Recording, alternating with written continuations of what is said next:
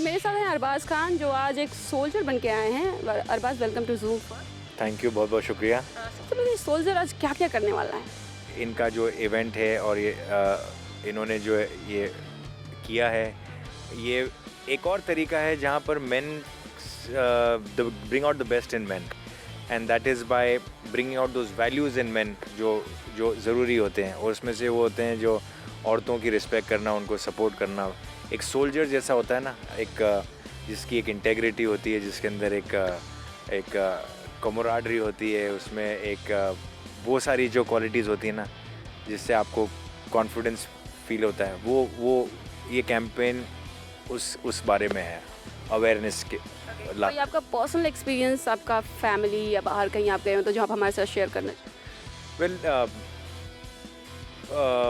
औरतों की इज़्ज़त करना और औरतों को एनकरेज करना, औरतों को सपोर्ट करना, ये कुछ हद तक मुझे वक्त नहीं पता है शायद, लेकिन बचपने से शायद हमको इस बात को बताया गया था, या बताया भी नहीं गया होगा, हमने देखा है, क्योंकि हमारे घर में इस किस्म की चीज़ें होती हैं। हमारे घर में औरतों की इज़्ज़त होती है। हमारे घर में मेरी जो मदर के साथ वो the respect that my mother got, my sisters got, you know, my people in the house, the help in the house got. तो उससे हम ये सीखते हैं, अगर आप घर में ही औरतों की इज़्ज़त नहीं देखोगे, आप घर में ही अगर आप तो फिर वो क्या होता है कि बचपने में वो चीज़ों का आपके ऊपर असर रहता है। तो पहले तो आप घर की औरतों को रिस्पेक्ट देना, इनकरेज करना पहले आप सीखो, then you will know what it is to love and respect and you know be towards the to general women in general. आप घर में सबसे बड़ा सोल्जर कौन है, आप सलमान या सोहेल? वेल, चलो ऐसे करते हैं, जो सबसे बड़ा है वो सबसे बड़ा सोल्जर, फिर मैं, फिर मेरा छोटा भाई, ऐसे कर लेते हैं। क्योंकि जब पांडे जी आते हैं तो लोग सोचते हैं कि इससे पहले मौत ही आ जा।